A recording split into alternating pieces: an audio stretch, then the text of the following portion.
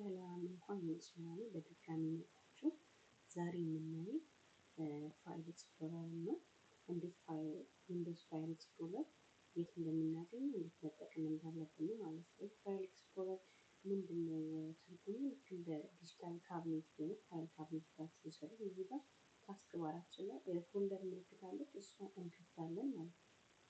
ልክ በምንከፍትበት ጊዜ እዚህ ጋር ዶክመንትስ ሚውዚክ ቪዲዮ በሙሉ ሰብስቦ የያዘልን ማለት ነው። ስለዚህ የተለያዩ ፋይሎችን ፎልደሮችን ኦርጋናይዝ የምናደርግበት ቦታ የት ነው ማለት ነው? በፋይል ኤክስፕሎረር ነው ማለት ነው። እንዲሁም ሪሰንትሊ የሰራናቸውን አክቲቪቲዎች በቅርብ የሰራናቸው እንደዚህ ሪሰንት ላይ ያስቀምጥልናል ማለት ነው። ስለዚህ የምትፈልጉትን ነገር በቀላሉ ለማግኘት እንግዲህ ትናንት የሰራችሁትን በዚህ መልኩ ማግኘት ትችላላችሁ ማለት ነው።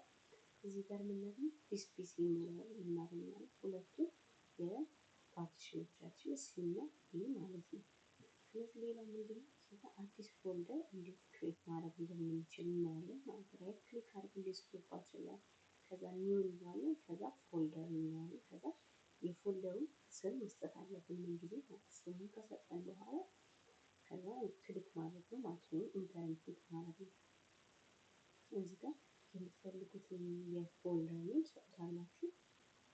ዛሬ የምናየው ስለ ፎልደር ፋይል ስለሆነ ከፎልደር ጋር ከፋይል የተገናኘ ነገር ነው ማለት ነው። በምትከፍቱበት ጊዜ እንዲህ ኢንፊ የሆነ ፎልደር ይሰጣችኋል ማለት ነው።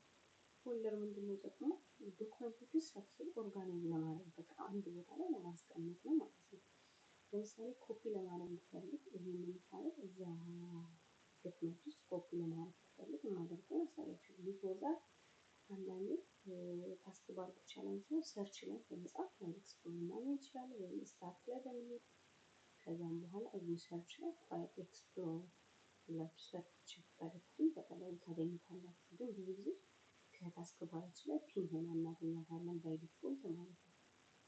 ስለዚህ ለምሳሌ ይህንን ፎልደር ኮፒ ማድረግ ብፈልግ ራይት ክሊክ ታደርጋላችሁ። ራይት ክሊክ ካደረጋችሁ በኋላ ብዙ ኦፕሽን አለ። እዚህ ጋር ከት ማድረግ፣ ኮፒ ማድረግ፣ ፔስት ማድረግ፣ ዴሊት ማድረግ። ስለዚህ እኛ ኮፒ እናደርገዋለን የሆነ ቦታ እንዲቀመጥ ከፈለጉ ማለት ነው ይሄ ፋይል። ስለዚህ እዚህ ጋር ዴሊት ማድረግ ከፈለጋችሁ ዴሊት በተን መጫን ትችላላችሁ። ከት ማድረግ ኮንትሮል ኤክስ በምትጫኑበት ጊዜ ኦፕሽን አላቸው። ኪቦርዳችሁ ላይ ኮንትሮል ሲ መጫን ትችላላችሁ ኮፒ ለማድረግ ለምሳሌ። ስለዚህ ራይት ክሊክ አድርጌ ኮፒ አድርጌ ከዚህ ፎልደር ከፍቼ እዚህ ውስጥ እንዲቀመጥ ስፈልግ ራይት ክሊክ አድርጌ ፔስት እላለሁ።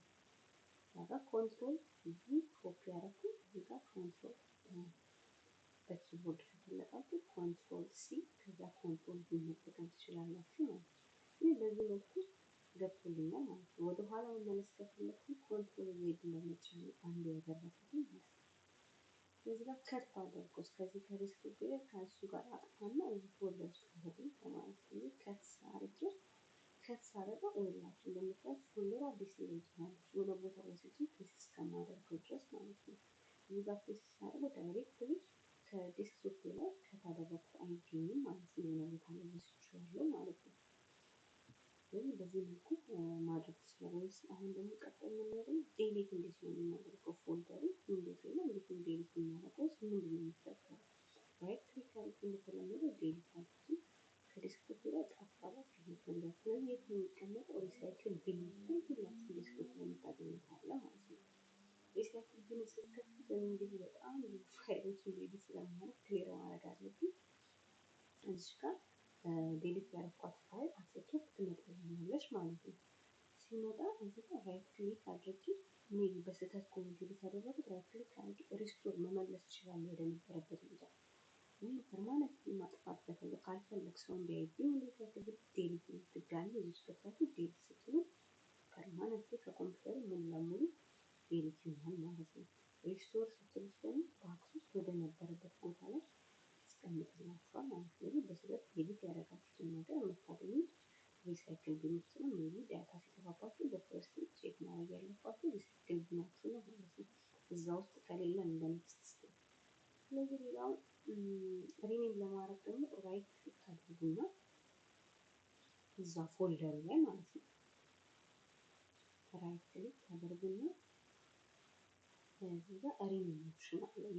እንግዲህ የተለያየ ዊንዶ ካላችሁ የተለያየ ሊሆን ይችላል። እኔ ግን እዚህ ጋር ሪሙቭ ትመጣለች።